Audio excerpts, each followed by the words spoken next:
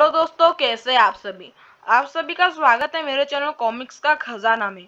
और आज के दिन हम लोग पढ़ने जा रहे हैं हवलदार बहादुर और डाकुओं का गिरोह कॉमिक का पार्ट 3। तो चलिए शुरू करते हैं।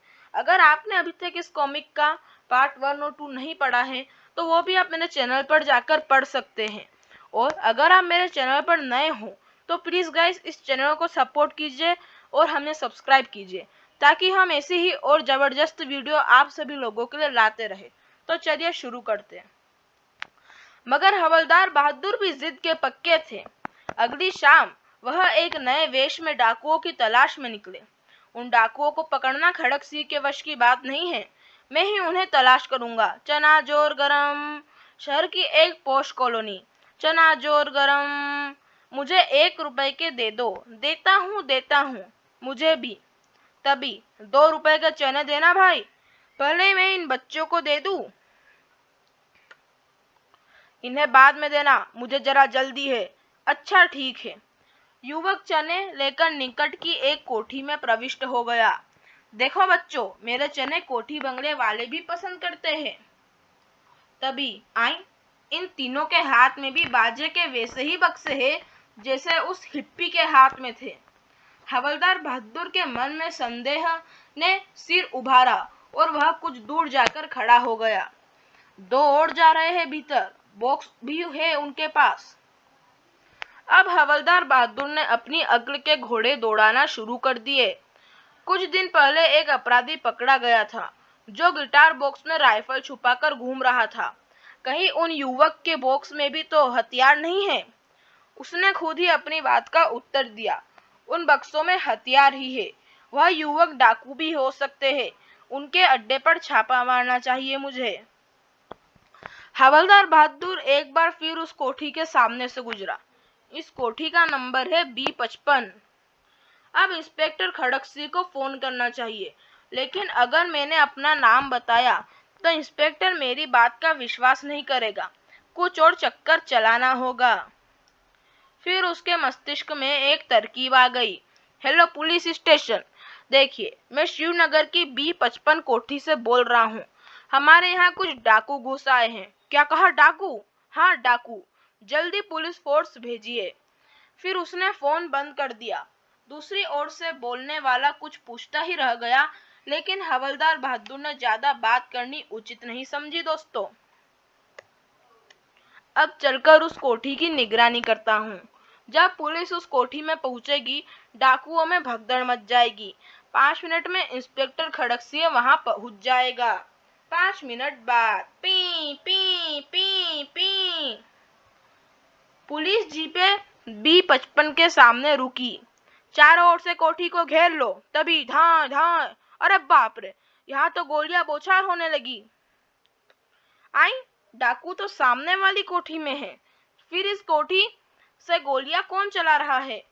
पुलिस दल फायरिंग का जवाब दे रहा था। धाए धाए धाए कि तभी आ धाए।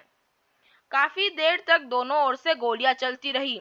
कोठी के भीतर पहुंचने की कोशिश करो। ओके। एक सिपाही जीप की ओट से निकलकर कोठी की ओर बढ़ा।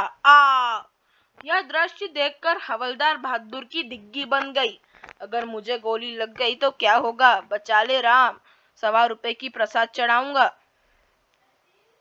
अचानक कोठी की ओर से फायरिंग बंद हो गई। शायद उनके पास गोलियां खत्म हो गई है। फिर उसने जीप में लगे लाउड स्पीकर से बदमाशों को चेतावनी दी। पुलिस ने तुम लोगों को चारों ओर से घेर लिया है और हम यह भी जानते हैं कि तुम्हारी गोलियां खत्म हो चुकी है। अगर जिंदा रहना चाहते हो तो हथियार फेंक कर बाहर आ जाओ। लेकिन काफी देर तक कोठी से कोई बाहर नहीं आया। बाहर आ जाओ, वरना हम हद गोले मारकर पूरी कोठी को नष्ट कर देंगे। तुम सब मारे जाओगे। इस बार भी चेतावनी का कोई प्रभाव नहीं हुआ। एक हथगोला कोठी के लॉन में फेंको। Yes sir. सिपाही ने आदेश का पालन किया। तभी बम मत फेंको, हम बाहर आ गए, हम सरेंडर के लिए तैयार हैं। और वह सब हाथ उठाकर बाहर आ गए। वास्तव में यह डाकुओं का वही गिरोह था। सबके हाथ में हथकड़ियां डाल दी गई। हवलदार बहादुर सोच रहे थे, अजीब बात है, मैं तो उन गिटार वाले युवकों को डाकू समझ रहा था जो कोठी नंबर B55 के भीतर गए थे। मुझे क्या पता था कि असली डाकू उसके सामने वाली कोठी में छुपे हुए हैं। क्यों सर, आखिर पकड़ा ही दिया ना मैंने डाकू को। कौन है बे तू? हम हवलदार बहादुर है साहब, हमने ही तो आपको फोन करके डाकुओं के बारे में सूचना दी थी। हवलदार बहादुर, हैरान ना हो ये साहब, यह हमारा ही कारनामा था। इस युवक से पूछ लीजिए कि हम कितनी देर से यहाँ चने बेच रहे थे। दरअसल हम डाकुओं का पीछा करते हुए यहाँ तक पहुँचे थे। यह ठीक कर रहे हैं इंस्पेक्टर साहब, मैंने भी इनसे चने खरीदे थे। मुझे क्या पता था कि यह पुलिस के जासूस है। यह तो हमारे मेकअप का कमाल है भाई। तुम क्या खुद इंस्पेक्टर साहब भी हमें मेकअप में नहीं पहचान पाते? तुमने कमाल कर दिया हवलदार बहादुर। मुझे तो यकीन ही नहीं आ रहा कि तुम इतना बड़ा कारनामा अंजाम दे सकते हो। हम तो इससे भी बड़ा कारनामा करके दिखा सकते हैं साहब, बस मौका मिलना चाहिए। लेकिन तुमने फोन पर अपना नाम क्यों नहीं बताया?